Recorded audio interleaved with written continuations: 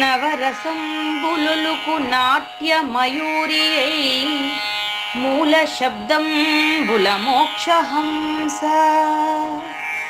నవరసంబులుకు నాట్య మయూరియై మూల శబ్దంబుల మోక్షహంస. పరమ పవిత్రమౌ పరమాత్మ గీతయే నేడు నాట్యంబాడుచుండెగనుమా. పరమ పవిత్రమో పరమాత్మ గీతయే నేడు నాట్యంబాడుచుండెగనుమ. మునిరతనార్యులు మోదిల్లు శిష్యుండు, మునిరతనార్యులు మోదిల్లు శిష్యుండు సహజాచలుని కంఠ శబ్దరీతి.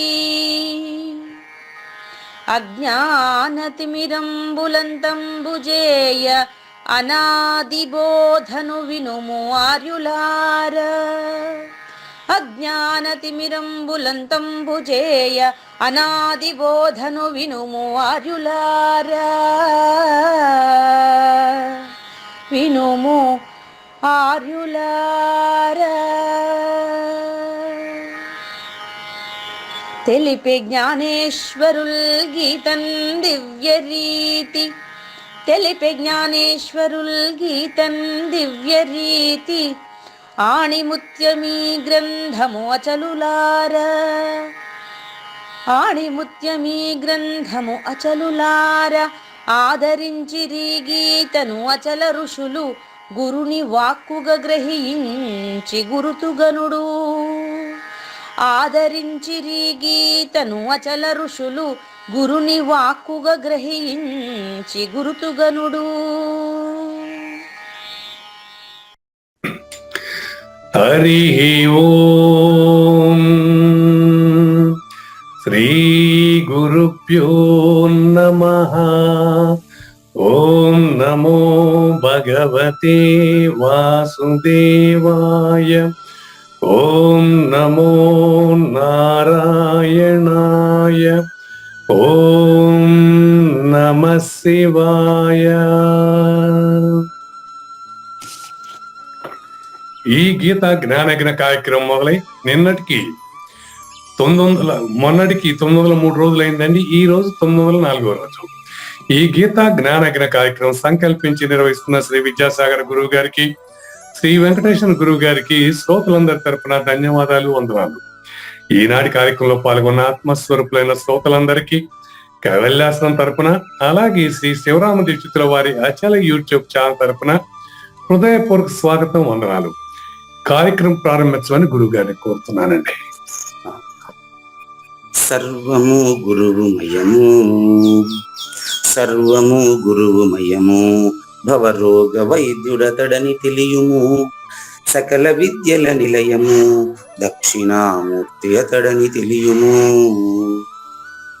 మూగవాణి మాటను, ఈ మూగవాణి మాటను శ్రోతలు కోటలు దాటింతురు. గురుకృపా సిద్ధితోనే నేనెంత ఆనందముందినాను. నిజయోగి శ్రీకృష్ణుడు నిజ భక్తుడైనట్టి అర్జునుండు. వీరి సంవాదామృతం జనుల రమణ పాలిట అమృతం. వేదవ్యాసుడు దీనిని జనుల ఎద వికసించునట్లుగాను మహాభారతమందున వెలిగించే కోటి సూర్యుల వెలుగుతో నిత్య సత్య శాశ్వతమైన పరిపూర్ణంలో లేఖన జరుగుతున్నట్లుగా మనకు తెలియబడుతున్న పవిత్రమైన శ్రీమద్ భగవద్గీత జ్ఞానేశ్వరీయ జ్ఞానయజ్ఞంలో 904వ రోజు 2023 ఆగస్టు 24న మనం 15వ అధ్యాయంలో ఉన్న పరిపూర్ణంలో లేని త్రిపుటిని తెలుసుకునేదానికి సూచనగా ఈరోజు మనం కృష్ణ ప్రభువుల నే చందము చదివెరుగను అనేటటువంటి 4వ కంద పద్యంతో, కందార్థ దరువులు వేరు కంద పద్యం వేరు అండి, దరువులు కలిసినవి కందార్థములు. ఈ 4వ కంద పద్యంతో శ్రోతలందరికీ సాదర స్వాగత సుమాంజలి. శ్రీ గురుభ్యో నమః. శ్రీమద్భాగవత కృష్ణదేశిక ప్రభులు రచించిన 292 కందార్థ దరువులు సంపూర్ణంగా జ్ఞానయజ్ఞంలో రోజుకొకటి చొప్పున వ్యాఖ్యానించబడిన విషయం శ్రోతలకు విదితమే. ఈ కందార్థ దరువులను రచించిన 9 సంవత్సరాల వరకు అవి ముద్రణకు నోచుకోలేదని, వాటిలోని నిగూఢ భావాలను మరింత స్పష్టం చేస్తూ రచయిత క్షరాక్షరోపాధి ద్వయదోషరహిత పరమతత్వ కందములు 261 రచించారని, తదుపరి సద్గురు శుభాశీస్సులతో ఈ రెండూ కలిపి ఒకే పుస్తకంగా ముద్రించారని పెద్దలు చెప్పగా విన్నాం. పుస్తకం ఇప్పుడు మన భక్తులతో చాలా మంది దగ్గర ఉంది. ఈ కందపద్యాలు భగవద్గీతకు ఉత్తర గీత వలె సద్గురు భక్తులకు కందార్థ దరువులలోని ఎన్నో సమస్యలకు సమాధానమై విలసిల్లుతోంది. ఎంతో ఉపయోగకరమైనటువంటి ఈ కందపద్యాలను రోజుకు ఒక్కొక్కటి చొప్పున వివరించాలని అడిగిన ప్రత్యక్ష శ్రోతల కోరిక మేరకు జ్ఞానయజ్ఞంలో శ్రీకృష్ణ పరమాత్మ సందేశానికి ముందే ప్రతిరోజు కృష్ణ ప్రభువుల దర్శనం మహద్భాగ్యంగా భావిస్తూ ముందుకు వెళదామా? నే చందము చదివెరుగను, నా చందం వెదియు గురుని నమ్మి రచిస్తిన్. ఈ చందపు పద్యములను చూచందరు నగకదిద్దరుడు ఈ సుకవుల్. చాలా సంతోషం అమ్మా. ఇక్కడ చందము అనే పదం 4 సార్లు ఉపయోగించారండి. అయితే 4 సార్లు అర్థం 4 అర్థాలు ఉన్నాయి.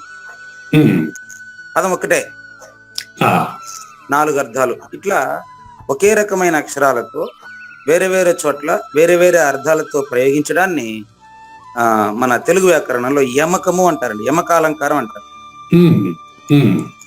అందమైనటువంటి యమకాలంకారాన్ని ఇక్కడ చొప్పించారు మనకు కృష్ణ ప్రభువులు. యమకాలంకారం ఎలా ఉంటుంది ఇప్పుడు చూడండి. చందము అనేటువంటి మొదట నే చందము చదివెరుగను. ఇక్కడ చందం అంటే వేదం. అదే కాకుండా నిన్న మీరు అన్నట్టుగానే ఈ గురువులు, లఘువులు, గణాలు, ఎత్తులు, ప్రాసులు ఇవన్నీ నాకు తెలియవండి అన్నారు. ఆ మాట కూడా అవును, బాగుంది. మీరు చెప్పారు, బాగా వివరించారు. నాకు అది ఐడియా లేదు చెప్తూ ముందు. ఆ మాట కృష్ణ ప్రభువులు చెప్తున్నారు. మీరు సేమ్ మీ డైలాగే. ఏమనంటే, అయ్యా నేను ఈ గురువులు, లఘువులు ఇదంతా కరెక్ట్ గా నేను పాటించలేను, ఆయన తెలుసు. కానీ ఎక్కడైనా మంచి భావము, మంచి అర్థం వచ్చినప్పుడు ఆ ఛందస్సును చూసుకుంటా ఉంటే అర్థాన్ని సరిగ్గా ప్రకటించలేమన్నమాట. అందుకని నేను చందము చదివేది, నాకు ఛందస్సు తెలియదు అంటాడు. అదేవిధంగా చందము అనే పదానికి మరో అర్థం ఉందండి. ఇక్కడే 2 అర్థాలు ఒక చోటనే. ఋషిభిర్ బహుదా గీతం ఛందోభిర్ వివిధైహి పృథక్ అని మనకు 13వ అధ్యాయంలో శ్లోకం నెంబర్ 4లో చెప్పారు. అక్కడ ఛందస్సు అంటే అర్థం ఏంటంటే వేదము అని అర్థం. ఛందస్సు అంటే వేదం. ఛందస్సు అంటే వేదం, వేద మంత్రాలని ఛందస్సు అంటారు. చందోబద్ధంగా అంటారు, అంతే కదండి ఛందస్సు. కాబట్టి ఛందస్సులోనే చెప్పబడ్డాయి వేదాలు. గాయత్రి ఛందస్సు, అనుష్ఠు ఛందస్సు, తిష్ఠు, ఇట్లా ఛందస్సును ఉపయోగించి చెప్తారు. కాబట్టి వేదాన్ని ఛందస్సు అంటారు. నే చందము చదివెరుగను అంటే నేను వేదాన్ని చదివి పరిపూర్ణ బోధ చెప్పడం లేదు, నంబర్ 1. ఇప్పుడు ఇంకో చోట నా చందం బిది, అక్కడ కూడా చందం వచ్చింది. కానీ అక్కడ ఈ 2 అర్థాలు కాదు, 3వ అర్థం వస్తాను. నా చందం బిది, నా చందం బిది అంటే నా స్టైల్, నా శైలి. శైలి అనే అర్థం అండి. శైలి అంటే ఇంగ్లీష్ లోని స్టైల్ అనేటువంటి పదం నుంచి రూపాంతరం చెందింది శైలి. శైలి నవ్యత ప్రదర్శించారు ఇక్కడ మనకు కృష్ణ ప్రభువు. తన శైలి ఏంటంటే అంటే సద్గురువు ఏం చెప్పారో ఆ స్టైల్లో ఉంటుంది నా ప్రబోధ, కానీ ఇది నేను చెప్పేది కాదు. నా చందం బిదియు గురుని నమ్మి రాశాను. సాక్షాత్తు పరబ్రహ్మమైనటువంటి, సాక్షాత్తు పరిపూర్ణుడైనటువంటి నా గురువు ఏది చెప్తే అది నేను రాశాను, అది నా విధి విధానాలు ఇక్కడ. కాబట్టి మొదటి చందానికి వేదము అని, గురులగువులు అని అర్థమైతే, 2వ చందానికి నా చందం బిది గురుని నమ్మి రచిస్తానంటే గురు శిష్యుల రీతిగా ఏదైతే రహస్యం బట్టబయలుగా తెలియబడిందో ఆ రహస్యాన్ని నమ్మి, నేను ఆ గురువాక్యాన్ని నమ్మి ఆ గురు శైలిలోనే నేను రచించాను.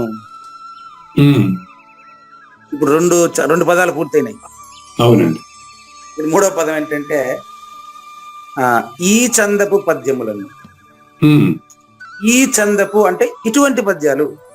ఉమ్, ఈ చందపు దానికి అర్థం ఏంటంటే ఇటువంటి అంటే ఇలా గురుముఖంగా తెలియబడినటువంటి ఈ యొక్క పద్యాలని.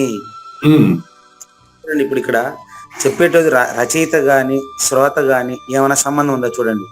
ఉమ్, రచయిత గాని వక్త గాని శ్రోత గాని మనం ఎవ్వరము ఇక్కడ లేఖనే వింటున్నట్లు భ్రాంతి చెందుతున్నామని అంత స్పష్టంగా చెప్తున్నారు యమకాలంకారంతో కృష్ణప్రభు. ఉమ్, నేను ఛందస్సు చదువుకోలేదు, నేను వేదం చదువుకోలేదు, నా స్టైల్ కంప్లీట్ గా గురువు వాక్యాన్ని నమ్మే రాయబడింది. ఉమ్, ఇలాంటి పద్యాలని ఇక్కడ ఉండేది అసలు విషయం. ఈ చందపు పద్యములను అంటే ఇటువంటి పద్యాలని ఉమ్, చూసి ఉమ్, చదువుకోమని చెప్పట్లేదు, ఉమ్, చూసి నగక. ఉమ్, ఎంతో మంది నవ్వుతారండి ఈ కలకందములు ఏందే నిజంగా జాగ్రత్త అవస్థలు రాసి కలకందములు ఏంటి అని కొంతమంది నవ్వచ్చు, నీ ఇష్టం. ఉమ్, నువ్వు కళ నేను కళ అని చెప్తే చాలా మంది ఒప్పుకోరు కదా, ఉమ్, అది చెప్తా ఉండేది ఆయన. చూసి అందరూ నవ్వుకోకుండా ఉమ్, దిద్ద జోరుడి అని కొన్ని పుస్తకాల్లో ఉందండి. ఉమ్, దిద్ద జోరుడి అంటే దిద్దేదానికి ప్రయత్నం చేయండి అని అర్థం అనమాట. సరిదిద్దండి అన్నట్టు. ఉమ్, సరిదిద్దండి అంటే ఇక్కడ చెప్తాను, ఉమ్. దిద్దరుడు ఈ సుఖవులు. ఉమ్, మీరంతా కూడా అక్షరాలను దిద్దేవాళ్ళు కాదు, ఉమ్, నేను రాసిన ఛందస్సు ఉందా లేదా అని చెక్ చేసేవాళ్ళు కాదు మీరు. ఉమ్, మీ గురువు సాజన్మ సహకార సద్గురుమూర్తి అని చెప్పారు, దాని ప్రకారం మీరు నడుచుకుంటున్నారు లేదు, మీ జీవితాన్ని మీరు దిద్దుకోండి అని అర్థం అండి. అది బాగుంది చక్కగా. ఉమ్, పద్యాన్ని దిద్దమని కాదు. అది. ఉమ్, చూసందరు నగక చూసినాక దిద్దేవాడు ఉండడు ఈడ. అది ఉమ్, ఉన్న పరిపూర్ణాన్ని ఉన్నట్లు చూసిన తర్వాత ఉమ్, దిద్దేవారు ఎవరున్నారు. అవును. దిద్దడానికి దిద్దేవాడికి కర్తృత్వం ఉండదు, ఉమ్, కాబట్టి దిద్దవలసిన అవసరం లేదు. ఉమ్, కాబట్టి అదే ఒక సినిమా అనుకోండి, ఉమ్, దేవస్థానం అనే ఒక సినిమా పెట్టాను నేను, దీంట్లో మీకు అవునండి. ఉమ్, దేవస్థానము అంటే అదేదో గురుగోపురంలో మాత్రమే కాదు, ఉమ్, ప్రతి వ్యక్తిలోనూ దేవస్థానాన్ని గుర్తించండి అని అర్థం అంట. అది. ఉమ్, ఆ సినిమాని చూసిన వాళ్ళంతా ఏం చేస్తారంటే, ఇప్పుడు మా ఆవిడ అప్పుడు నిన్నే చెప్తాండి, సినిమా పూర్తిగా చూసి ఉమ్, లాస్ట్ లో ఇటు పెట్టేశారేంటండి, దీన్ని కొంచెం వేరే రకంగా పెట్టుంటే బాగుండండి, ఉమ్, ఇంకొకటి తీయొచ్చు, ఇంకో సినిమా ఇంకొకటి తీయొచ్చు. అవును. ఒక్కొక్కరు ఒక్కొక్క. ఉమ్, కానీ ఇది దిద్దేది కాదు. ఇది ఉమ్, ఉన్న పరిపూర్ణమే ఉన్నదెన్నటికి లేనిరుక జోలెందు లేనే లేదెప్పుడు. ఇది దిద్దేది కాదు ఇది. ఉమ్, కాబట్టి చూసందరు నగక దిద్దరుడు ఈ సుఖవులు అంటే అర్థం ఏంటంటే, ఎవరి జీవితాన్ని వాళ్ళు దిద్దుకుంటారు తప్ప పుస్తకాన్ని దిద్దేదానికి రారు. ఉమ్, మీరు రాసిన పద్యాలను దిద్దమని కాదు నేను చెప్తా ఉండేది. ఉమ్, జీవితంలో కర్తృత్వంగా ఉండేవాడు కర్తృత్వ రహితమవడానికి దిద్దుకోవాలా, ఉమ్, జ్ఞాతృత్వ రహితానికి దిద్దుకోవాలా. అవును. జ్ఞాని జ్ఞానాతీతానికి అలవాటు పడాలి. ఉమ్, ఇలా దిద్దుకోమనే విషయాన్ని మనకి ఇక్కడ జ్ఞానయజ్ఞ 2వ భాగంలో ఎలాగో చెప్పబోతున్నారు కనుక రచయితకు మనం ధన్యవాదాలు తెలియజేస్తూ, ఇది కూడా చందోబద్ధంగానే వారు రాశారండి. చందోబద్ధంగా రాశారు గాని ఛందస్సును చెక్ చేసుకుంటూ కాలం గడపబాకండి అని అర్థం. అది కరెక్ట్. కంద పద్యాల ఛందస్సులోనే ఉందండి అది. అవునండి. అవును. ఛందస్సును చెక్ చేసుకుండా గణము చెక్ చేసుకుని కాలం గడపకుండా, అది అర్థమైంది మీరు చెప్పిన అర్థం. ఎవరి జీవితంలో ఎవరి ప్రవర్తనలో వారు దిద్దుకోండి అని అర్థం. ఇంకా ఏమైనా ఇందులో మీకు ధన్యవాదాలు తెలియజేస్తూ మనం ఇప్పుడు జ్ఞానేశ్వరి యొక్క జ్ఞానయజ్ఞంలో 15వ శ్లోకాన్ని తెలుసుకునేదానికి ముందుగా పురుషోత్తమ ప్రాప్తిలో కొద్దిగా మిగిలింది. ఏది సమిష్టి కర్త కర్మ క్రియ. సమిష్టి వెష్టి అనేది లేదు, అసలు లేనే లేదు కదా. దాంట్లో కర్త కర్మ క్రియ ఏంటి అంటే భ్రాంతిని భ్రాంతితోనే తీయాలి, ములుని ములుతోనే తీయాలి కాబట్టి చెప్పుకున్నామండి. కొద్దిగా మిగిలిన దాన్ని కంప్లీట్ చేసి 15వ శ్లోకానికి వచ్చారు. ఇంకా ఇక్కడి నుంచి అనుకుంటాం చూడండి. ఇక్కడ మొన్న మనకు లోక వ్యవహారంతో పూర్తిగా అలిప్తుడుగా ఉండేవాడికి ఈ 3 వర్తించదండి. ఉమ్, కర్త కర్మ క్రియ అని వర్తించదు. అంటే కర్త గాని కర్త, ఉమ్, కర్త లేనప్పుడు కర్మ ఎవరిది అనే ప్రశ్న వస్తుంది. కాబట్టి అక్కడ కర్త ఎప్పుడైతే కాలేదో క్రియ జరగనట్లే, కర్మ లేనట్లే లెక్క. ఉమ్, అందుకని లోక వ్యవహారంతో అచల పరిపూర్ణుడు పూర్తిగా అలిప్తుడుగా ఉంటాడు, భిన్నుడిగా వ్యవహరిస్తూ ఉంటాడు. దానికి ఉదాహరణ చెప్తున్నాడు అండి. సూర్యుని ఉదాహరణగా చెప్తున్నాడు. ఉమ్, ఇప్పుడు సూర్యుని వల్ల డి విటమిన్ అండి. అవును. కానీ సూర్యుడు నేను ఉదయిస్తున్నాననే కర్తృత్వం ఆయనకి లేదండి. లేదు. అబద్ధపు గుర్తైన మనిషికే ఉండేది. ఉమ్, మనసు కలిగిన ఉన్నాడు వీడికే ఉండేది. మనసుని నిజం అనుకుంటాడు కాబట్టి. ఉమ్, కాబట్టి ఈ వీటన్నిటికీ భిన్నంగా ఉండే సూర్యుడు ఎలాగైతే ఉదయిస్తున్నాడో ఉమ్, అతడు అన్నిటికీ దూరంగానే ఉంటూ మరి అతని ప్రభావం వలన భూమి, చంద్రుడు, మిగతాన్ని కూడా జరుగుతున్నట్లు ఎరుకకే తెలియబడుతున్నాయి. ఉమ్, అయినప్పటికీ అతడు లోక వ్యవహారం నడుపుటలో ఉపయోగపడుతూ ఉన్నాడు. ఉమ్, చంద్రుడు అదే విధంగానే ఉమ్, మీకు నేను ఇంత వెన్నెల ఇస్తాను, మీరు నాకెంత ఫీజు ఇస్తారు అని చంద్రుడు ఎప్పుడు అడగలేదు. అడగలేదు. మీకు ఇన్ని సంవత్సరాల ఆయుష్ నేను ఉపయోగపడుతున్నాను, ప్రతిరోజు 21,600 హంసలు ఉపయోగపడుతుంది, మీరు నిద్రపోతా అంటే కూడా మిమ్మల్ని కాపాడుతున్నాను కదా అని గాలి ఎప్పుడు మనల్ని ఫీజు అడగలేదు. అది చక్కని మాట. మీరు రాత్రి అంతా నిద్రపోయినారు, ఆ, మీ శరీరాన్ని నేను కాపాడి ఉంచుతున్నాను కదా, ఏం నాకు మీరు ఫీజు ఎప్పుడు ఇస్తారు అని అడిగింది. అది కర్త గాని కర్త కానీ కర్త కర్త అకర్త. అంతే అంతే. ఎప్పుడైనా మనకు అడగలేదు అది. ఉమ్, పంచభూతాల కలయికే కదా ఎరుక. అవును. విడివిడిగా ఇప్పదిస్తే అది లేనేలేదు. చూసుకోండి, అవును. ఎప్పుడు కూడా భూమి వికారమైనటువంటి ఈ శరీరము నేనే కదా మీకు ఉపయోగపడింది, నాకేం మీరేం ఫీజు లేదని భూమి ఎప్పుడు అడగలేదు. ఈ పంచభూతాలు అన్నీ అంతే. మీ దాహాన్ని నేను తీరుస్తున్నాను కదా, ఉమ్, మీకు నేను రక్తాన్ని స్పష్టంగా అందించడానికి అనుకూలమైనటువంటి నీళ్లు నేనై ఉన్నాను కదా, నాకేం మీరు ఫీజు ఇవ్వండి అని నీళ్లు అడగడం లేదు. లేదు. అయితే అదే విషయాన్ని బీజ ధర్మమును అనుసరించి జలము, నీళ్లు ఒక చెట్టు రూపం ఎట్లా ధరిస్తా ఉందో ఈ యొక్క పూజారి వెంకటేశ్వర రూపం అట్టాగే ధరించింది. ఓ, చాలా బాగుంది. ఉమ్, బీజ ధర్మాన్ని అనుసరించి నీళ్లు, అవును తేమ ఉంటేనే కదా మొలక. అవునండి. ఉమ్, ఒక మొలకెత్తినటువంటి చిన్న మొలక చిగురు ఒక పెద్ద వృక్షరూపంగా రూపాంతరం చెందింది ఆ నీటి సహాయంతో. ఉమ్, నీ శరీరంలో ప్రాణం కూడా అంతే కదా. అంతేనండి. నా ప్రాణం అని నువ్వు కర్తృత్వం పెట్టుకుంటావు అంతే. దీంట్లో భావనాపరమైన ఇది ఉంది అంతే. దట్సాలు చాలా నర్మగర్భమైన అర్థం. చెట్టుకు అయితే లేదు ప్రాబ్లం. అదే చెప్తా ఉండేది. ఉమ్, ఇట్లా జీవరూపమున నా స్వరూపము పరిణతి పొందును. ఇప్పుడు మీరు పరిణతి చెందారే, ఆ విధంగా ప్రతి ఒక్కరు పరిణతి చెందాలి. ఉమ్, ఇంకొకటి ఏం చేస్తాడు, మీలాగా పరిణతి చెందకుండా ఒక పురుషుడు మూర్ఖుడుగానే ఉంటాడు. ఉమ్, ఎంత చెప్పినప్పటికీ అయ్యా దుర్యోధనుడు విజయం సాధించినాడా, పాండవులు చచ్చిపోయినారా అది చెప్పు అంటానే ఉంటాడు ధృతరాష్ట్రుడు. 18 అధ్యాయాల తర్వాత కూడా అట్టే అంటాడు. మరి ఉమ్, ఆయనకి అదే లోకము, లౌకికంగా వ్యవహరిస్తాడు అంతే. ఉమ్, ఇంకొకటి తెలివి గలవాడుగా ఉంటాడు, ఒకడు మూర్ఖుడుగా ఉంటాడు. అది కానీ వీళ్ళిద్దరికి పరిపూర్ణం ఒకటేనా, రెండున్నాయా అని. ఒకటే. అందుకని ఇద్దరు తెలుసుకోవాల్సిన అవసరం వీళ్ళకే ఉంది, కానీ పరిపూర్ణానికి లేదు. లేదు. ఫర్ ఎగ్జాంపుల్, ఈ మూర్ఖుడు ఎదురుగాను సింపుల్ అంతెందుకు సంజయుడికి ధృతరాష్ట్రుడికి ఒకటే భగవద్గీత. ఉమ్, వీళ్ళిద్దరికి ఏరేరు కాదు. అవును.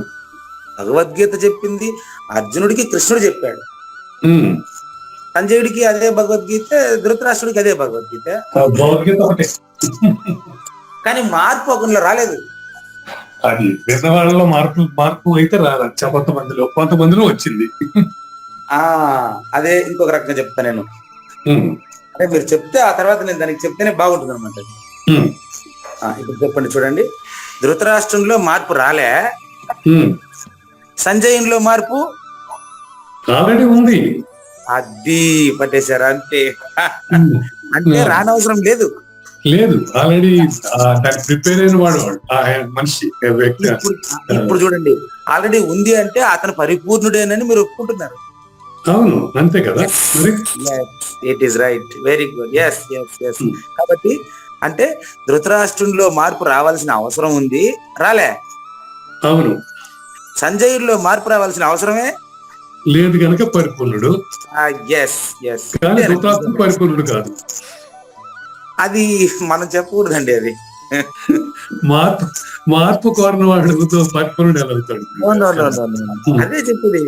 ధృతరాష్ట్రుడు కూడా పరిపూర్ణుడే, కానీ తెలుసుకోవాల్సిన బాధ్యత అతనిదే కదా, మనకేంటికండి. అంతే.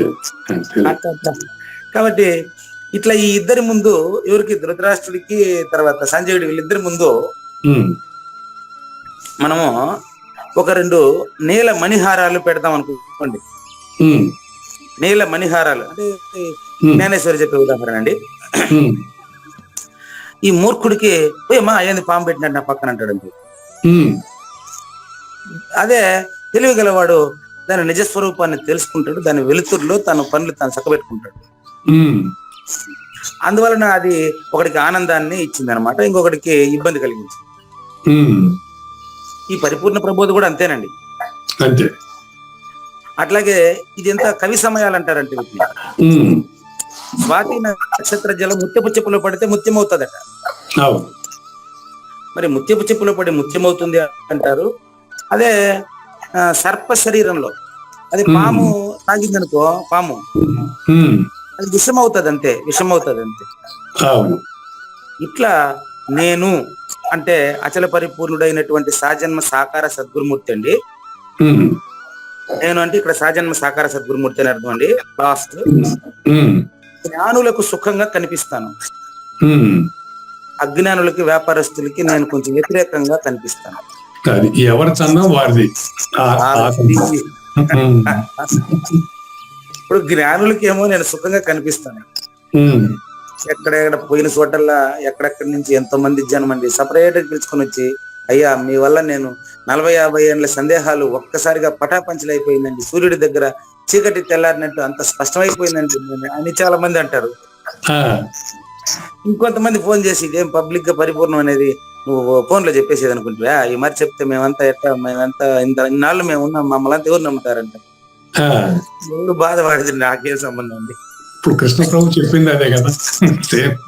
కాబట్టి ఇంతకీ ఆశ్చర్యకరమైన విషయం ఏంటంటే, తర్వాత శ్లోకానికి ఇదే సబ్జెక్ట్ తోనే వెళ్తున్నాం. ఇప్పుడు శ్లోకం తీసుకోండి. ఇక్కడ నేను అనే దానికి అర్థం ఏంటిదంటే, ఇంకొక గమ్మత్తైన విషయం చెప్తాను. ఇక్కడ నేను అంటే ఫస్ట్ పర్సన్ నేను అని గుర్తుపెట్టుకోండి, చాలా ఇంపార్టెంట్ ఇది. నేను అంటే ఫస్ట్ పర్సన్ నేనండి. నాలోనే అంటే పరిపూర్ణంలోనే లేని త్రిపుట్ల గురించి చెప్పేస్తున్నారు. ఉన్నప్పుడు మొదలచలము నెరిగించుట లేని ఎరుకుతోనే కదా, లేని ఎరుకును విదితముగా వివరించడం లేని ఎరుకుతోనే కదా, తుదకెరుకును విడిపించడం లేని ఎరుకుతోనే కదా. అవునండి. అట్లా ఈ విషయాన్ని ఈ శ్లోకంలో మరి శ్రీకృష్ణ భగవానుడు ఎంత అందంగా చెప్పాడు. మరి మై బెస్ట్ అంటే నా ప్రయత్నం నేను చేసి మీకు ఆ పరిపూర్ణతను స్పష్టంగా సూచన చేసే ప్రయత్నం నేను కూడా కొంచెం చేస్తా. కానీ అండి శ్రీ భగవాన్ ఉవాచ సర్వస్య చాహం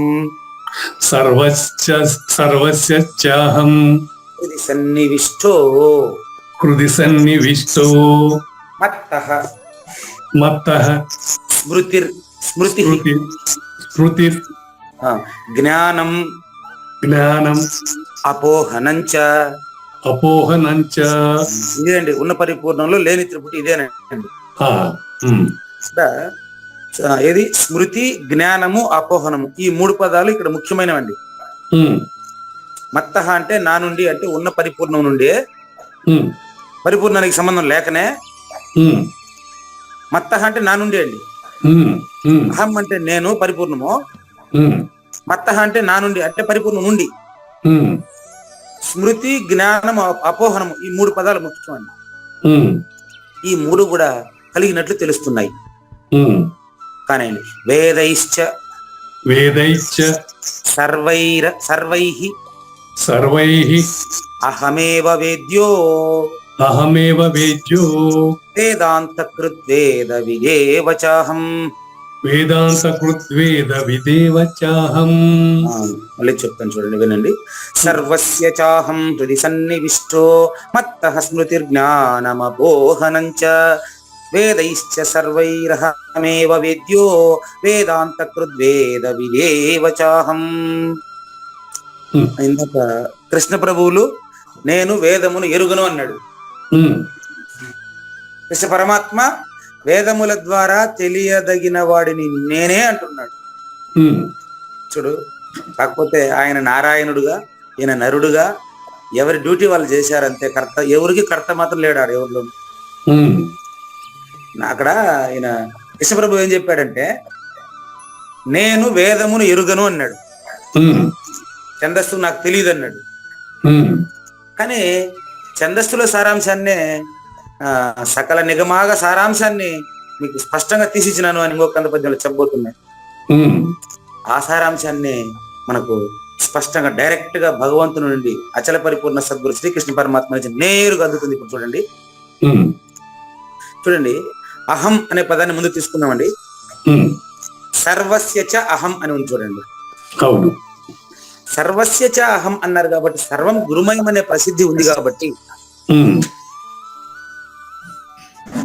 సర్వం గురుమయం అన్నప్పుడు ఆ గురువు గారే మాట్లాడితే ఎలా ఉంటుందో ఇప్పుడు వినండి. ఇంతటితో లాస్ట్ అవుతుందండి. ఈ 15వ శ్లోకంతో ఈ అధ్యాయం పూర్తవుతుందండి. మళ్ళీ మిగతా 5 శ్లోకాల్లో కూడా ఆ పరిపూర్ణంలో లేనిరుకును వివరించి మళ్ళీ పరిపూర్ణాన్ని చూపించడానికే మళ్ళీ 2వ ఘట్టం మొదలవుతుంది. 15వ అధ్యాయంలో 15వ శ్లోకంతోనే బోధ కంప్లీట్ అవుతుంది. చూడండి, అహం అంటే నేను, అంటే ఫస్ట్ పర్సన్ నేను ఉన్న పరిపూర్ణంలో. సర్వస్య చ అహం అన్నారు కాబట్టి సర్వస్య అనే దానికి అర్థం ములుగుచ్చేదానికి సందు లేకుండా ఉన్న పరిపూర్ణంలో. మీకు మర్చిపోయి కూడా రాసి పెట్టుకోండి, కానీ ప్రత్యక్ష శ్రోతలకి ఇది చాలా సులభంగానే అర్థమవుతుంది అనుకుంటున్నాను. సర్వస్య చ అహం హృది సన్నివిష్టః. 84 లక్షల జీవరాశుల హృదయాలతో పాటు ములుగుచ్చేదానికి సందు లేకుండా నేను మాత్రమే ఉన్నాను. ఉన్న పరిపూర్ణమే ఉన్నదెన్నటికీ అంతర్యామి సర్వాంతర్యామి అని పాడతాడు అన్నమయ్య. హృది సన్నివిష్టః అంటే అందరిలోనూ అంతర్యామిగా ఉన్న నన్ను సర్వాంతర్యామిగా గుర్తించవయ్యా. ఇది మొదటి లైన్ అయిపోయింది. చూడండి, ప్రతి ప్రాణి హృదయంలోనూ నేను అంతర్యామిగా ఉన్నాను గనుక అందరిలో కర్తృత్వరహితంగా ములుగుతో సందు లేకుండా ఉన్న పరిపూర్ణాన్ని గుర్తించిన వాడు పరిపూర్ణుడేనండి. ఇక్కడ క్లియరా? మత్తః నా నుండి, మత్తః నా నుండి, నా నుండి అంటే పరిపూర్ణంలో నుండి. 3 త్రిపుటి అండి, లేని త్రిపుటి, పరిపూర్ణంలో లేని త్రిపుటి. దీని హెడ్డింగ్ అండి, పరిపూర్ణంలో లేని త్రిపుటి. నంబర్ 1 స్మృతి. అవును, భగవద్గీత స్మృతి శాస్త్రం అండి. స్మృతి శాస్త్రం, ఓకే అండి. భగవద్గీత పరిపూర్ణంలో ఉందా? పరిపూర్ణంలో లేదు. ఎస్, దట్ ఈస్ స్మృతి. గుర్తుపెట్టుకోండి, శాస్త్రం అనేది పరిపూర్ణంలో లేదు. లేదు. శాస్త్రము, శాస్త్రి, ఈ ద్వయం ఉన్న పరిపూర్ణాన్ని తెలియజేయడానికే, కానీ వీళ్ళు పరిపూర్ణం కాదు. గుర్తుపెట్టుకోండి, అట్లా అన్నమాట. నా నుండి అంటే పరిపూర్ణంలో నుండి. స్మృతి అంటే అర్థం ఏంటంటే, స్మృతి అంటే అర్థం చెప్పేదా, 432 కోట్ల సంవత్సరాలకు ముందు అబద్ధపు గుర్తుగా తెలియబడినటువంటి అబద్ధాన్ని ఎప్పుడు ఉండేటువంటి పరిపూర్ణుడు మళ్ళీ గుర్తు తెచ్చుకొని రాసిందే స్మృతి. చాలా బాగుంది. ఓకే, నాకు కూడా ఇలా చెప్పొచ్చు అని తెలియదు, మీ వల్లే తెలుస్తా ఉంది. లేదండి, ఇది యాక్చువల్ గా మనం చక్కగా అవగాహన చేసుకోవడం. మొత్తం 432 కోట్ల సంవత్సరాల కళ అండి సృష్టి. ఈ 432 కోట్ల సంవత్సరాలు అని చెప్పడం కూడా నేను తప్పేనండి. ఎందుకు తప్పు అంటున్నానంటే కాలం లేదు పరిపూర్ణంలో. అబ్బా అంతేనండి. అది కొద్దిగా చెప్పాల్సి వచ్చింది. నిన్నే మనం చంద్రయాన్ రోవర్, ప్రజ్ఞాన్ రోవర్ దిగింది చంద్రుడి పైన, చూశారు మేము నిన్న సాయంత్రం. అదే 1/6 అంటే ఇక్కడ బరువు టైము వేరుంటది, చంద్రుడి దగ్గర బరువు టైము వేరుంటది, సూర్యుడి దగ్గర అసలు ఈ టైమే లేదు. నెక్స్ట్ సూర్యుడి పైకి మన ప్రయోగం ఆదిత్య L1 అంట. మరి ఇట్లా ఎన్ని చేసుకునే వాళ్ళు పంచభూతాలలోని ప్రయోగాలే తప్ప పంచభూతాలకు అతీతంగా ప్రయోగం లేదు, ప్రయోగి లేదు. ప్రయోగం లేదు, ప్రయోగించేవాడు లేడు. ఉమ్, శాస్త్రవేత్తలు వీళ్ళంతా పరిపూర్ణంలో ఉన్నారేంటి? లేదు. ఉమ్, పరిపూర్ణం అంటే అంతటా ఎప్పుడు ఉండేది. అవునండి. కాబట్టి అందుకని చెప్పాల్సి వచ్చింది అది. ఎందుకంటే స్మృతి అనే పదానికి ఇంతసేపు మీకు ఎక్స్ప్లెయిన్ చేశానండి. ఉమ్, స్మృతి అంటే గుర్తు తెచ్చుకొని చెప్పుట, ఉమ్, శూన్యమే అదే. ఉమ్, నెక్స్ట్ రెండో పదం జ్ఞానము, ఉమ్, ఇది కూడా అదే అర్థమే కదా.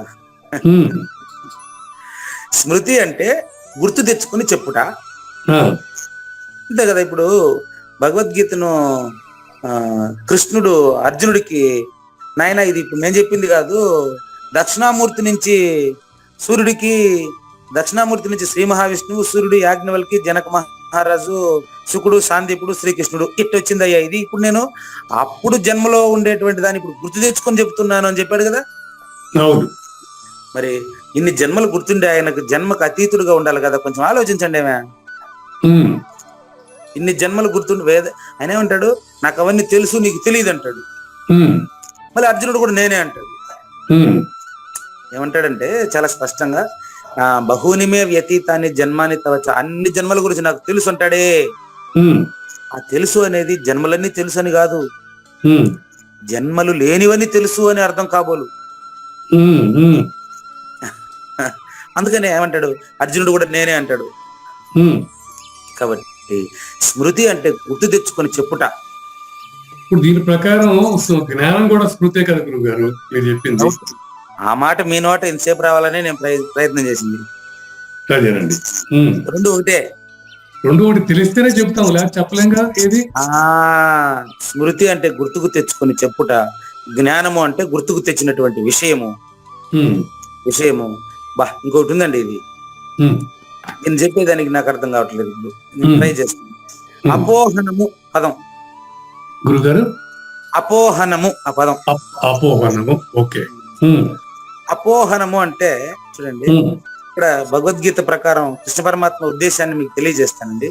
ఉమ్, అపోహనం అంటే చాలా మంది అపోహ అనుకుంటారు, ఉమ్, లేని దాన్ని ఊహించడం అని. అటగాదిడా ఉమ్, నేను ముందు అలాగే అనుకునేవాడిని.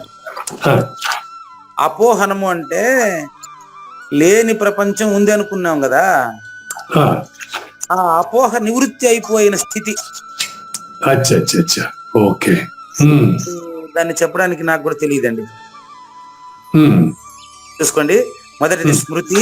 ఈ మూడు పదాలు ముఖ్యమని చెప్పి భగవద్గీత అయిపోయిందని చెప్పాను ఇక్కడికి. ఉమ్, స్మృతి అంటే జ్ఞాపక శక్తి. ఏది పూర్వ సృష్టి నుంచి మళ్ళీ 33వ వ్యాసుడు అంట కదా ఇప్పుడు ఆ వశిష్ఠ గీతలో ఉండే ఆయన.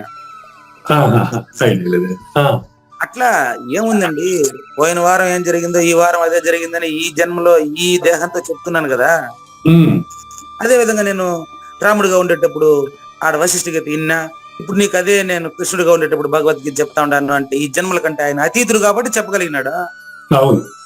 మీరు చెప్పండి, నేను చూద్దామా. నన్ను చెప్పమంటే చెప్తానా? ఒక ఆవిడేమో చెప్తుంది అనుకోండి, అది నిజమని మనకు రుజువు రుజువు చేయాలి వాళ్ళు.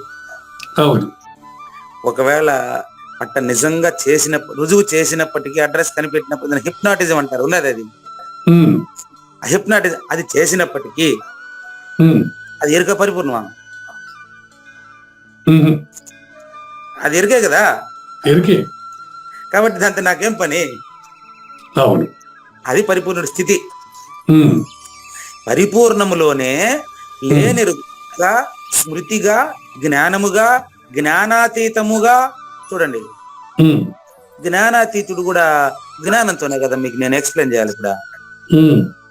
సద్గురుమూర్తి కూడా మనకు జ్ఞానం లేకపోతే ఎట చెప్పేదే? కానీ జ్ఞానాతీతం తెలిసి ఉంటేనే ఆయన నిన్ను జ్ఞానాతీతుడిగా సూచన చేయగలడండి.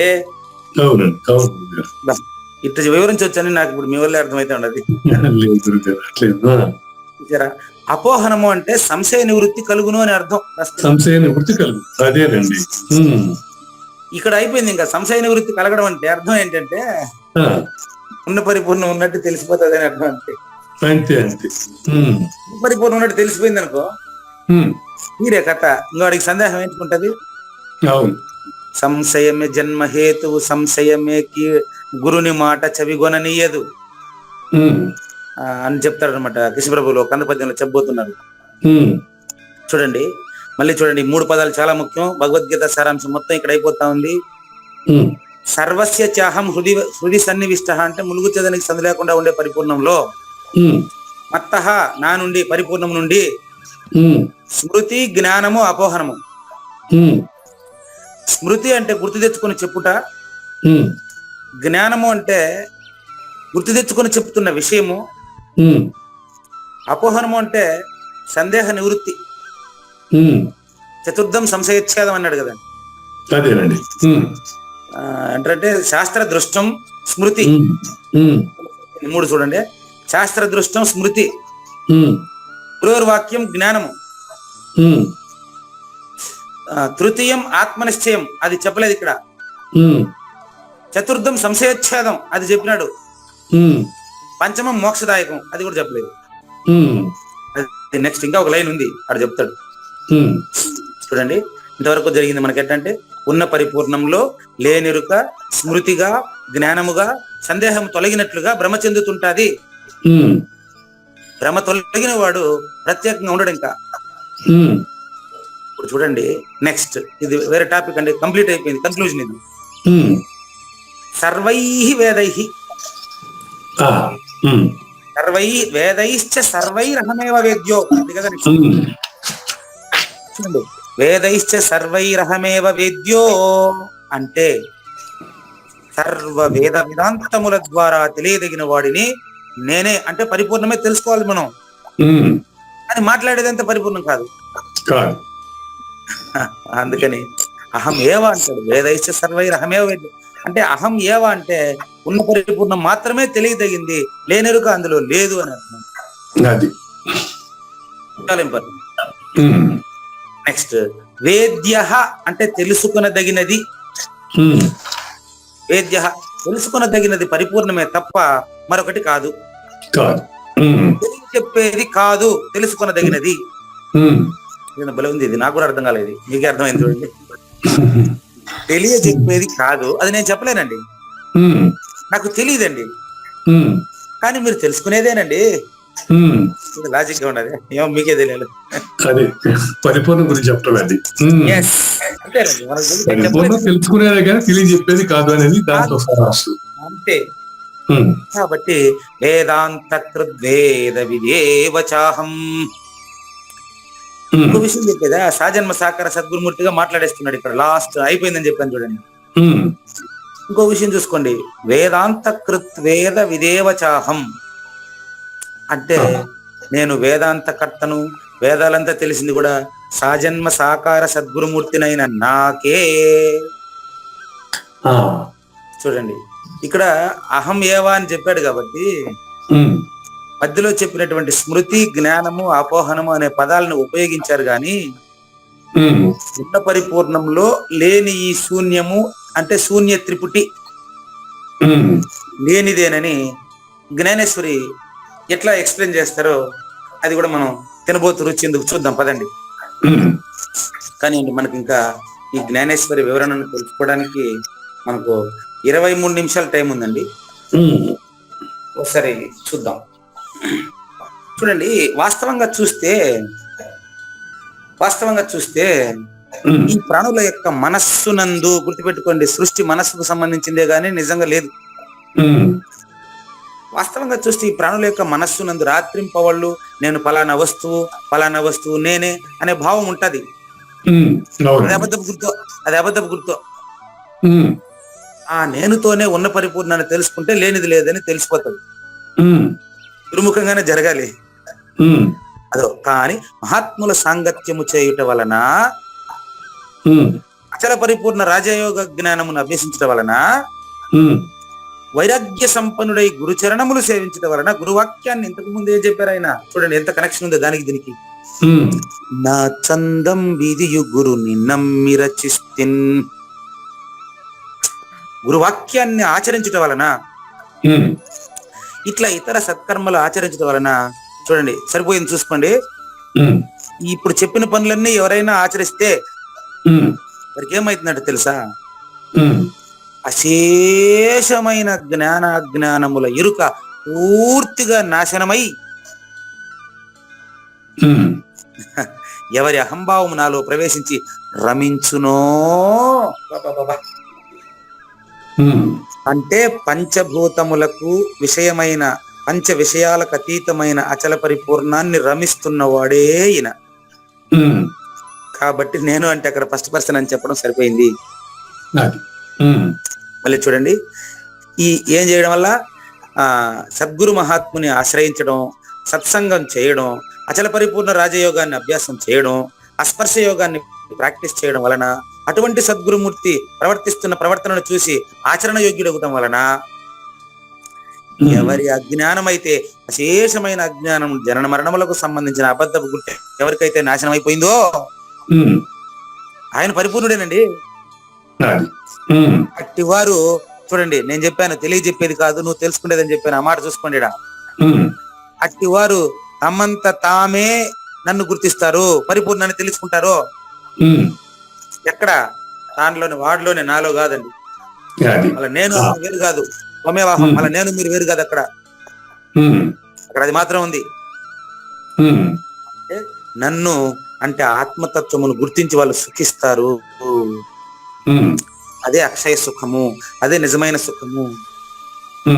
వాళ్ళు ఇట్లాంటి సుఖ సంపన్న స్థితిని పొందుటకు నేనుగాక అంటే అచల పరిపూర్ణమే సాజన్మ సాకార సద్గురుమూర్తిగా వచ్చి చెప్తేనే మరి ఎవరు కారకులు అవుతారు అనుకున్నారు మీరు? కాబట్టి సాజన్మ సాకారము సద్గురుమూర్తి మరి ఆయన స్పష్టంగా అచల పరిపూర్ణ సూచన చేస్తే అంతటి పూర్వ పుణ్యోదయమైనటువంటి వాళ్ళు మాత్రమే దాన్ని తెలుసుకోగలరు. అంటే చిన్న పోలికతో మీకు క్లారిఫికేషన్ ఇస్తున్నాడండి. సూర్యోదయం తర్వాత చూడండి, సూర్యోదయం తర్వాత ఇక్కడ ఒక మంచి సూచన ఉంది, గమనించండి. సూర్యప్రకాశము వలన సూర్యుడిని కూడా చూస్తాం. అవును, అవునండి, అవును. సూర్యప్రకాశం వల్లే సూర్యుని చూస్తాం, సూర్యప్రకాశం వల్ల సూర్యుడు. రైట్, అట్లా అనమాట. పట్టుకోవాలి. అంతకుమించి నాకు కూడా, నేను కూడా చెప్పలేను. ఈడ సూర్యోదయం అయినప్పుడు సూర్యప్రకాశం వలననే సూర్యుడిని చూసేటట్టుగా నా సాధన వలననే, అస్పర్శయోగం వలననే నా జ్ఞానము కలుగును. అంటే తాను పరిపూర్ణుడనేటువంటి జ్ఞానం అతనికి తెలియబడుతుంది. ఇక్కడ సూర్యప్రకాశం వల్ల సూర్యుడిని చూస్తాం, సూర్యప్రకాశంలో వేరే వాడిని కూడా చూస్తాం. ఇంకోటి కూడా చెప్తా ఇప్పుడు మీకు, దాని పక్కనకి గుడ్డోడు గుడ్డాడు ఎవరిని చూడలేడు కదా. అజ్ఞానికి జ్ఞానికి తేడా. అంటే ఇప్పుడు నేను చెప్పిన గుడ్డివాడు ఎవడు? ధృతరాష్ట్రుడు అంటే అర్థం చెప్తాను ఇప్పుడు మీకు. కండ్లు లేని మామూలుగా మీరు చెప్పింది కరెక్టేనండి, అట్లే పోల్చాలి, పోలిక అంతే. గుడ్డివాడు అంటే ఇక్కడ ఎవరు? ఏ గుడ్డివాడు అంటే చెప్తాను మీకు క్లియర్ గా. అచల పరిపూర్ణ గురు సూచనను చేస్తున్నప్పుడు దాన్ని తెలుసుకోలేని కండ్లుండే గుడ్డివాడు. ఇంకో రకంగా చెప్తా, కానీ అది కాని దానిని అబద్ధపు గుర్తుతో గుర్తించే వస్తువును నాది అనుకునేవాడు గుడ్డివాడు. గుడ్డివాడికి నిర్వచనాలు చూసారా? తనది కాని దాన్ని తనది అనుకునేటువంటి వాడు గుడ్డివాడు. ధృతరాష్ట్రుడు అంటే ధార్తరాష్ట్ర ధృతరాష్ట్రస్య అని అర్థం అండి. తనది కాని దానిని తనది అని భావించేటువంటి వాడు ధృతరాష్ట్రుడు అండి. ఉదాహరణకు మాత్రం నేను మా ఆయన్నే చెప్తానండి, ఎందుకంటే ప్రూఫ్ కావాలి కదా నాకు. ప్రూఫ్ ఏంటంటే, నాన్నగారు, నాయన నేను చిన్నప్పుడు నాకు అమ్మాయిలు అబ్బాయిలు ఒకటేనని గుర్తించలేకపోయినాను, ఆస్తిని 3 భాగాలుగా చేశాను, ఇప్పుడు మిగిలింది 1 ఎకరా 20 సెంట్లు మిగిలింది నాన్న, దాన్ని 3 ఆడపిల్లలకి ఒక్కొక్కరు 40 సెంట్లు రాసి ఇచ్చేయండి రా అని చెప్పిపోతే, ఆయన కాలం, ఆయన పరమైన 14 సంవత్సరాల తర్వాత 13 ఏళ్ళు పూర్తయిన తర్వాత కూడా, ఇప్పుడు కూడా 2023లో కూడా ఏమంటాడంటే ఆయన, మీకు తెలీదు, నన్ను గురించి మీకు తెలీదు, ఇదే నన్ను గురించి మీకు తెలీదు, మీకు నాన్నగారి కంటే నేనే గొప్ప, నేను చెప్పిందే మీరు వినాలా, నేను 3 భాగాలే చేస్తాను, 40 సెంట్లు నేనే తీసుకుంటాను, మిగతా 2 ఆడపిల్లలకైనా ఇచ్చుకోండి, ఎట్లా వేసుకోండి నాకు తెలీదు. నాయన ప్రేమైన నా తమ్ముళ్ళలారా, మీకు వద్దంటే మీరు నాకు ఇవ్వాలి నాయన, అక్క చెల్లెలకి ఇవ్వకూడదురా.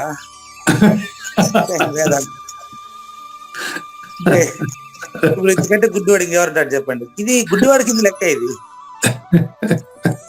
అంటే మీకు ప్రత్యక్ష ప్రమాణం కావాలి కదా, అది దీనికి విరుద్ధంగా చూడండి. అని ఆయన ఎందుకు చెప్తున్నాడు ఇప్పుడు నాకు తెలియదండి, మీకు జ్ఞానేశ్వరుడు చెప్తాడు ఏనండి.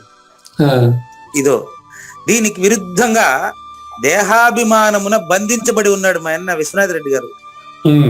చూసుకోండి కావాలంటే.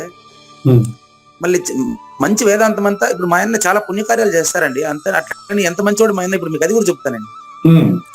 ఎంతో పుణ్యకార్యాలు చేసి అవన్నీ నాకు చెప్తారండి కరెక్ట్ గా. చాలా ధర్మాత్ముడు. మళ్ళీ దేహాభిమానమున బంధించబడిన గుడ్డివాడు ఎల్లప్పుడూ సంసారం యొక్క గొప్పదనమును తాను చేసిన కార్యములను చెప్పుచూ ఉండటం వలన అతనికి శరీరం యొక్క అహంభావం కలిగి అటు అంటున్నాడండి. కానీ అటువంటి స్థితిలో కూడా సద్గురు సూచనను గుర్తించేశాడు అనుకోండి, అప్పుడు అతను వెంటనే ఆ క్షణమే ఆయన పరిపూర్ణుడు కాగలడు. ఎవరు? విశ్వనాథ్ రెడ్డే పరిపూర్ణుడు కాగలడు. ఈ దుర్యోధనుడే పరిపూర్ణుడు కాగలడు. ధృతరాష్ట్రుడే పరిపూర్ణుడు కాగలడు. ఎట్లా అవుతాడు ఇప్పుడు చెప్తాను మీకు. అది తర్వాత అయ్యేది పోయేది కాదండి. ఒక ఎవరు ఆస్ట్రేలియా నుంచి ఆమె కోట పద్మావతి గారు చెప్పిన సూచన మీకు ఇక్కడ తెలియజేస్తున్నానండి. ఆవిడంటారు, ఒక బొమ్మతో ఆటలాడుకుంటూ నిద్రపోయినటువంటి చిన్న బిడ్డ ఆ బొమ్మ ఆటలాడుకునేటప్పుడు తీసుకుంటే నాది నాది అంటది అనమాట. అదే హాయిగా నిద్రలోకి జారుకున్న తర్వాత ఆ బొమ్మ తనకు తానే దూరంగా పడిపోతుంది. అప్పుడు నాది అని చెప్పమను. ఆ విధంగా ఎరుకతో అలిసిపోయి గాన ఒక్కసారిగా మా ఆయనకు సూచన అయిపోయింది అనుకోండి, ఆయన నువ్వు చెప్పింది కరెక్టేరా, నాన్నగారు చెప్పింది నువ్వు చెప్పింది ఒకటే నాయన, ఇది రాసిచ్చేస్తాను, నువ్వు చెప్పినట్టే చెయ్యి అంటాడు అనమాట. ఏమో ఆ రోజు వస్తుందేమో రాదో, ఏమో మావిడ చప్పట్లు కొడతాను దానికి. అది ఆయన ఇష్టం, మనకేముంది. ఆయన మారాలని గాని మారకూడదని మనకు సంబంధం లేదు కదా. ఈజీ విషయం కూడా కాదు గురువు గారు. కదా అదే అంటుంటారు. కాబట్టి ఎవరి అహంభావం అంటే శరీరంలోనే అణిగి ఉంటుందో వాళ్ళు ఏం చేస్తారు తెలుసా? ఏది ఆ అహంభావము, ఆ ఎరుక అట్లే ఉంటే ఏం చేస్తారు తెలుసా? ఐహిక పారలౌకిక సుఖములు పొందుటకు ఇదే మైన చేసే పని. ఇప్పుడు కర్మకాండకు సంబంధించిన అనేక కార్యములను చేయుదురు. కర్మకాండకు సంబంధించిన అనేక కార్యాలు చేస్తాడు. అదే ఓహో అదే నాకు 2 రోజులు తిరిగి 3వ రోజు పిలిచి కూర్చోబెట్టి అడుగుతానండి ఆయన, నేను దానం చేయాలనుకుంటున్నాను, ఏ దానం చేస్తే గొప్పది అని కూర్చోబెట్టి అడుగుతాను. అది చూడు, ఇవ్వాల్సిందాన్నే ఇవ్వలేదు, ఈయన కొత్త దానం చేస్తాడంట. మళ్ళీ నాన్నగారు చెప్పినటువంటి దాన్ని పాటించలే, ఎవరికో దానం చేస్తాడు లెక్క. కాబట్టి అంటే కర్మకాండకు సంబంధించిన అనేక కార్యాలు చేస్తాడు. ఇందువలన చూడండి వారికి ఏం వస్తుందంటే తెలుసా? ఇదో చూడండి, లేదంట వస్తుందంట. ఆయన ఏం రాదని మీ ఉద్దేశం. అది ఆయనకు వచ్చేది చెప్తున్నాడు చూడు. ఇందువలన వారి భాగానికి దుఃఖము అనేది గొప్ప విశిష్ట అంశము లభించును. విశిష్ట అంశం ఇందులో దుఃఖం అనేది విశిష్ట అంశము లభించును అనమాట. అంటే ఈయన ఏమనుకుంటున్నాడు ఇప్పుడు? వీళ్ళు కళ నిజం అనుకుంటున్నాడు పాపం. కళ నిజం అనుకుంటాడు. చూడండి ఏం చేయాలి. కానీ జాగ్రత్త అవస్థలో చూసి అది ఎందుకు, దానికి కారణం చెప్పేస్తున్నారు గురుగారు. చూడండి, అది ఏదో కాదు కదా, జాగ్రత్త అవస్థలో చూసిన భూమే కదా ఇప్పుడు ఆయన కళ్ళ కూడా మరకుండా గుర్తుపెట్టుకునేది. జాగ్రత్త అవస్థలో చూసిన విషయములు స్వప్నముకు కారణమవుతాయి. ఆయన ఆలోచన రీతి ఎలా యద్భావం తద్భవతి. నిర్భావం కావాలి కదా, నిర్భావం కానంత వరకు పరిపూర్ణ సూచన కాదండి. ఓ కావూరి నాగేశ్వర ప్రసాద్ గారు గుర్తుపెట్టుకోండి, ఇక్కడ ఇంపార్టెంట్ మీ విషయం చెప్పేస్తున్నారు గురువు గారు. ఈ అజ్ఞాన జనితమగు భ్రమ కూడా ఉన్న పరిపూర్ణంలో లేకనే తోచిన లేనెరుక ఏనని గుర్తించండి. అది కూడా పరిపూర్ణంలో తోచిన లేనెరుకనే. ఈ భ్రమను తొలగించేదానికి సాజన్మ సాకార సద్గురుమూర్తి భ్రమతోనే తొలగిస్తాడు, మాటలతోనే తొలగిస్తాడు. కానీ అది శిష్యుడికి శ్రద్ధ లేకపోతే, శ్రద్ధావాన్ లభతే జ్ఞానం. గురువుగా ప్రవర్తించే అతనికి కర్తృత్వం ఉండకూడదు.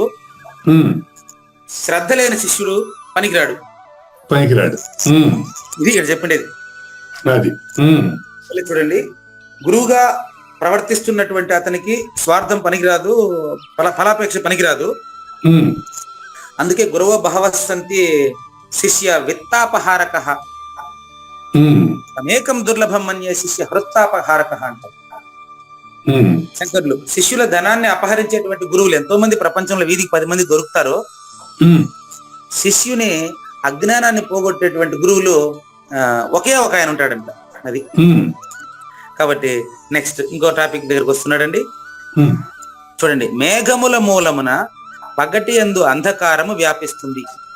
ఆ, కానీ ఈ అంధకారము వ్యాపించినటువంటి చోటు కూడా ఉమ్, అంధకారం అని తెలియడం కూడా సూర్యుని కారణంగానే, అవును, సూర్యుని ప్రభావమే. అంతే. అంధకారాన్ని తిరిగటం కూడా సూర్యుడు యొక్క ప్రభావం. వెలుగు కనిపించేది కనపడకుండా ఉండటం వల్ల మనకు అంధకారం తెలుస్తూ ఉంది. అట్లా పరిపూర్ణంలోనే ఎరుక మరుపులు, కానీ పరిపూర్ణ ఎరుక మరుపులకు కారణం కాదు. అవునండి. కానీ ఆ మేఘములు కూడా అది పగలగుట వలననే చీకటి అని చెప్తాండవు. రాత్రిలో అయితే చెప్పే పని కూడా లేదు కదా. లేదండి, లేదండి. ఉమ్, ఏ విధంగా చూడండి, నా స్వరూపము చూడండి, నా స్వరూపము చాలా ఇంపార్టెంట్. అచల పరిపూర్ణము, ఉమ్, నా అచల పరిపూర్ణము. ఏ తెరచేత కప్పివేయబడి, ఏ తెర చెప్పేది ఎరుకాను తెరచేత. ఉమ్, అక్కడక్కడ నేను రహస్యాన్ని ఇప్పేస్తూ ఉంటాను, ఇప్పకుండా ఉండలేను నేను, అది పరిస్థితి. ఉమ్, నా స్వరూపము అంటే అచల పరిపూర్ణ, ములుగు చెదనికి సందు లేకుండా ఉండే తత్వము గురుతత్వం అండి. ఉమ్, ఏ తెరచేత కప్పివేయబడి ప్రాణులకు కేవలం సాంసారిక విషయంగానో కనిపిస్తుందో. ఉమ్, ఇప్పుడు మా అన్నకు తెలుసు నేను చెప్పేది ధర్మం అని తెలియదా? తెలుసు, నేను చెప్పేది ధర్మం అని మా ఆయనకు ఎందుకు తెలియదా? తెలుసు. కానీ ఎందుకు ఆయన ఇవ్వలేకుండా ఉన్నాడంటే, ఇదే ఏ తెరచేత కప్పివేయబడిందో దాన్ని నేను తొలగించాలన్నా, ఆయన తొలగించుకోవాలన్నా? ఆయన తొలగించాలి. ఎవరు తొలగించినా కూడా చేయలేరు. అదేదా ఇప్పుడు మీకు నేను పరిపూర్ణ సూచన కూడా మీరు తెలుసుకునేదే కానీ నేను చెప్పేది కాదు. అంతే, ఇంతే ఇంతే, సింపుల్ ఎగ్జాంపుల్ అండి. అది ఎవరి చందం వారిది. అంతే. నాకే చందం లేదు, ఏ చందం గురు చందం అంతే. అంతే. అదే అది కూడా నా శక్తి యొక్క ఆధారము వలననే కనిపిస్తుంది. అది సాజన్మ సాకార సద్గురుమూర్తి లేనెరుకతో సూచన చేసినప్పుడు తెలియబడుతుంది. అంతేనండి. కానీ నీలో శ్రద్ధ ఉండాలి. ఉమ్, గుర్తుపెట్టుకోండి, కావూరు నాగేశ్వర ప్రసాద్ గారు, నిద్రకు మెలకువకు రెండిటికి జాగ్రత్త అవస్థయే హేతువైన విధంగా. ఉమ్, జాగ్రత్త అవస్థ వల్లే నిద్రపోతున్నావు, ఉమ్, జాగ్రత్త అవస్థ కావాలి కాబట్టి మేలుకుంటా ఉండవు. ఉమ్, అదే విధంగా పరిపూర్ణంలో లేనెరుకతో వచ్చింది, లేనెరుకతోనే కనిపెట్టు, లేకపోతే పోదు ఒట్టు. ఉమ్, ఈ జీవులకు గల జ్ఞానము మరి అజ్ఞానము కూడా నేనే మూల కారణము, నేను అనేటువంటి భావనే మూల కారణము. ఉమ్, ఉదాహరణ చూడండి, సర్ప ఆభాసమునకు తాడు అనే జ్ఞానమునకు రెంటికి తాడే కారణం. అంతే. ఉమ్, అసక చీకటిలో తాడుండబట్టి ఉమ్, పాముగా భ్రమించానండి. ఉమ్, లైట్ వేసిన తర్వాత అక్కడ కనపడింది తాడు. అవును. కానీ తాడుకి పాముకి నాలో భ్రమ కారణం. భ్రాంతి తొలిగితే చాలు, తాడు తొలగబనిలే, పాము తొలగబనిలే. అవును. ఇదే సూచన ఇక్కడ మీకు. అవును.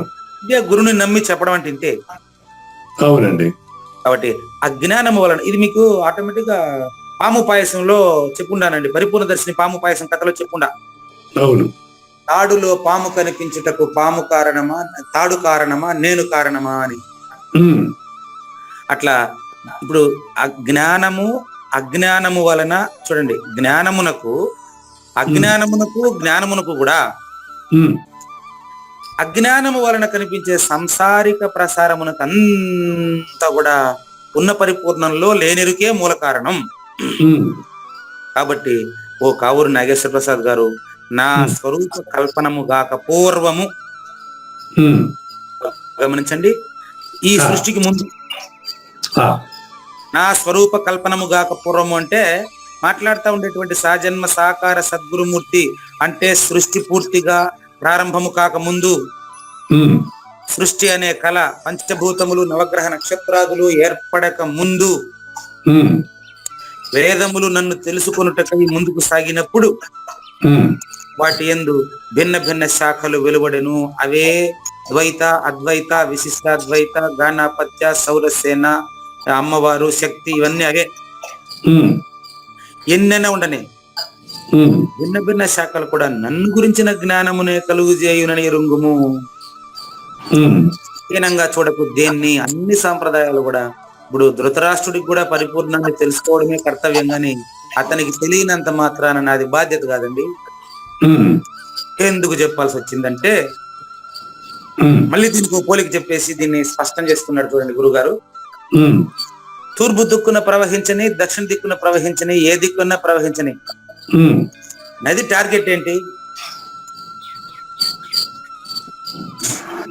నది ఎక్కడ కలవాలి? సముద్రంలో చేరటమే.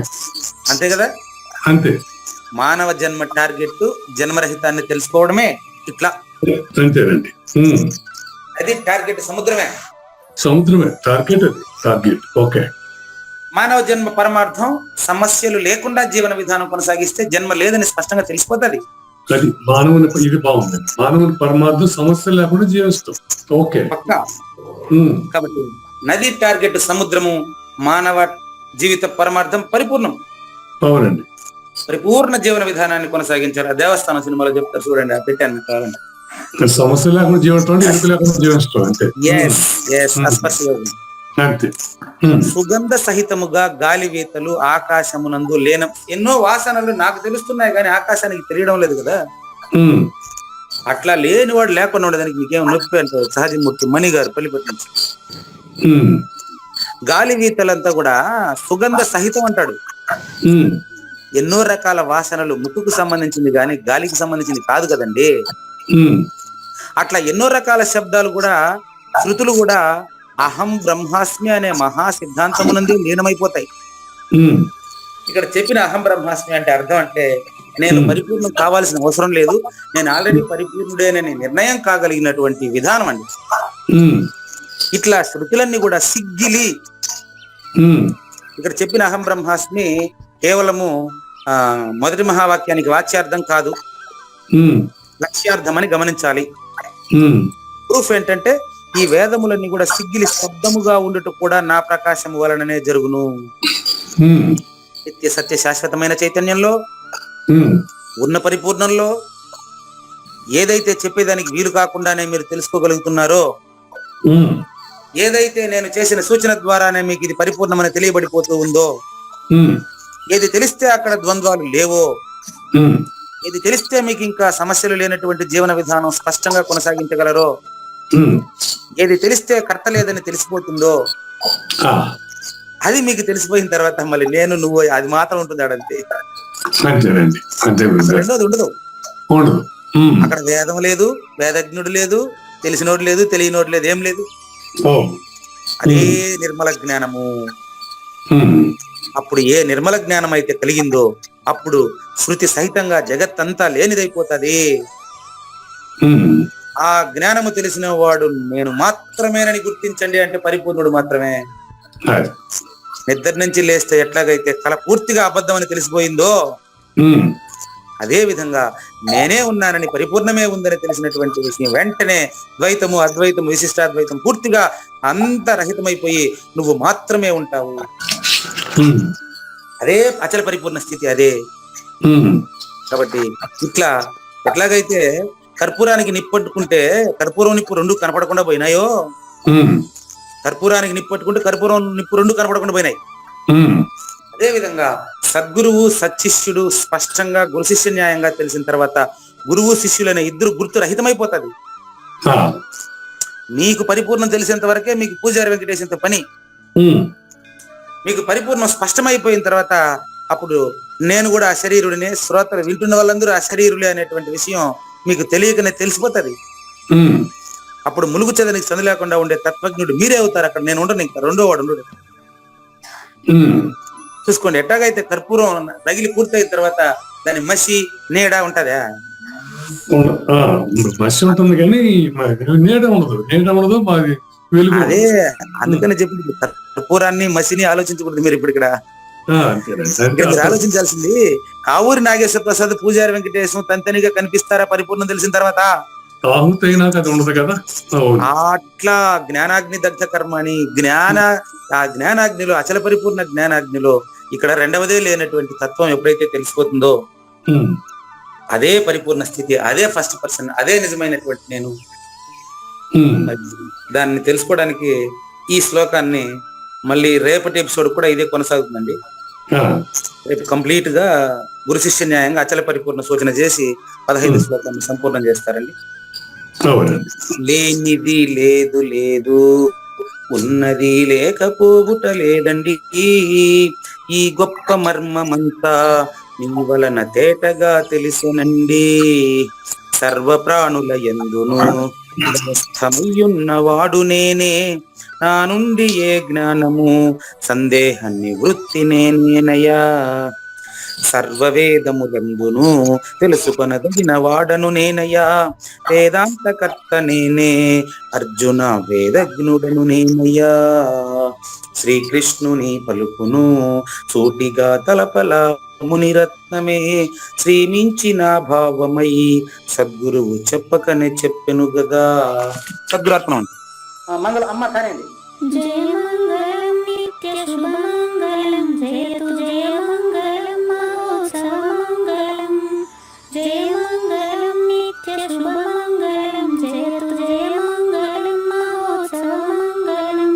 శ్రీమించున చలంబు సూచించినటువంటి దక్షిణామూర్తికి దండమిడుతూ, శ్రీమించున చలంబు సూచించినటువంటి దక్షిణామూర్తికి దండమిడుతూ, శ్రీ మహావిష్ణువు సూర్య భగవానుడు యాజ్ఞవల్కి జనక రాజ ఋషికి. జయ మంగళం నిత్య శుభమంగళం, జయతు జయ మంగళం మహోత్సవ మంగళం. అయం వ్యర్థ బాహ్య కోపి నభవతి అనే సుఖయోగి సాంది పరుసుల వరుస. అయం వ్యర్థ బాహ్య కోపి నభవతి అనే సుఖయోగి సాంది పరుసుల వరుస. దీనినే శ్రీకృష్ణ పరమాత్మ వద్దనే ఎరిగరిగిన ఉద్ధవార్జునులకు. జయ మంగళం నిత్య శుభమంగళం, జయతు జయ మంగళం మహోత్సవ మంగళం. శ్రీ అల్లమా ప్రభు బసవేశ్వరుండును బ్రహ్మానంద రామానంద స్వామి. శ్రీ అల్లమా ప్రభు బసవేశ్వరుండును బ్రహ్మానంద రామానంద స్వామి. నవరసాలు లిఖించు నాట్యమయూరిగా గీతను మలచిన జ్ఞానేశ్వరులకు. జయ మంగళం నిత్య శుభమంగళం, జయతు జయ మంగళం మహోత్సవ మంగళం. కబీరు దాసుడు సహజానంద గురుడు రామావధూతయు రాజితముగా. కబీరు దాసుడు సహజానంద గురుడు రామావధూతయు రాజితముగా. అంబికా శివయోగి శ్రీవేమన నిరంజన వెంకయ్య తిరువెంగళార్యులకును. జయ మంగళం నిత్య శుభమంగళం, జయతు జయ మంగళం మహోత్సవ మంగళం. శ్రీ బృహద్వాశిష్ట సిద్ధాంతమును చేసి జనన మరణ భ్రాంతి జడుపు బాపి. శ్రీ బృహద్వాశిష్ట సిద్ధాంతమును చేసి జనన మరణ భ్రాంతి జడుపు బాపి. అచల సాంప్రదాయమవనిలో నెలకొలిపి అందించినట్టి శివరాములకును. జయ మంగళం నిత్య శుభమంగళం, జయతు జయ మంగళం మహోత్సవ మంగళం. మెప్పైన బోధలచ తిప్పలు బాపిన అప్పయ్య మంత్రియు అచల గురులు. మెప్పైన బోధలచ తిప్పలు బాపిన అప్పయ్య మంత్రియు అచల గురులు. పరశురామ సీతారామ స్వామి ప్రభులు నరసింహ యోగి గురువర్యులకును. జయ మంగళం నిత్య శుభమంగళం, జయతు జయ మంగళం మహోత్సవ మంగళం. కంద కందార్థముల నందించి బృందముకు రంది పాపిన కృష్ణ ప్రభువునకును. కంద కందార్థముల నందించి బృందముకు రంది బాపిన కృష్ణ ప్రభువునకును. పలుకులా కందనిది పరబయలు ఇది అని పలికిన ఫీల్కాన లక్ష్మణునకు. జయమంగళం నిత్య శుభమంగళం జయతు జయమంగళం మహోత్సవమంగళం. ఫీల్కాన లక్ష్మణుల ప్రియ శిష్యవర్యుండు అవధూతయని పేరావనియందు. ఫీల్కాన లక్ష్మణుల ప్రియ శిష్యవర్యుండు అవధూతయని పేరావనియందు. పాఠాలు నేర్పించి పీఠాలు ఏర్పరచి శంఖబాపిన వెంకటేశ్వర అవధూతకు. జయమంగళం నిత్య శుభమంగళం జయతు జయమంగళం మహోత్సవమంగళం. బట్టబయలున ఎరుక పుట్టనే లేదని బాలాజీ సింగు ఈ కీలు తెలిపే. బట్టబయలున ఎరుక పుట్టనే లేదని బాలాజీ సింగు ఈ కీలు తెలిపే. మూలమూలేనట్టు ఎరుకేమి లేదని తెలియజెప్పిన మునిరత్నమార్యులకును. జయమంగళం నిత్య శుభమంగళం జయతు జయమంగళం మహోత్సవమంగళం. నరస్వప్నము వంటి సురస్వప్నమిది అని పరిపూర్ణ దర్శినిని ప్రకటపరచి. నరస్వప్నము వంటి సురస్వప్నమిది అని పరిపూర్ణ దర్శినిని ప్రకటపరచి. సహజాచల రాజయోగి సద్గురు కృపచ సాంప్రదాయక గురుల సరసనాజేరే. జయమంగళం నిత్య శుభమంగళం జయతు జయమంగళం మహోత్సవమంగళం. నిష్కల్మషానంద నిజ గురుని శిష్యుండు లింగమూర్తి లిపిని పొందుపరచి. నిష్కల్మషానంద నిజ గురుని శిష్యుండు లింగమూర్తి లిపిని పొందుపరచి. కార్వేటి నగరము పురవాసుడైనట్టి పూజారి వెంకటేశునకంకితం విధి. జయమంగళం నిత్య శుభమంగళం జయతు జయమంగళం మహోత్సవమంగళం. జయమంగళం నిత్య శుభమంగళం జయతు జయమంగళం మహోత్సవమంగళం. జై సద్గురు ప్రభు మహారాజ్ కి జై. జై గురుదేవ్ అండి. శ్రోతలందరి తరపున వెంకటేశ్వర గురువు గారికి ధన్యవాదాలు చెప్తూ శాంతి మంత్రం. పూర్ణమదః పూర్ణమిదం పూర్ణాత్ పూర్ణముదచ్యతే పూర్ణస్య పూర్ణమాదాయ పూర్ణమేవా అవశిష్యతే. ఓం తత్సత్. ఓం శాంతి శాంతి శాంతి. హరి ఓం. న తద్భాసయతే సూర్యో న శశాంకో న పావకః యద్గత్వా న నివర్తంతే తద్ధామ పరమం మమ.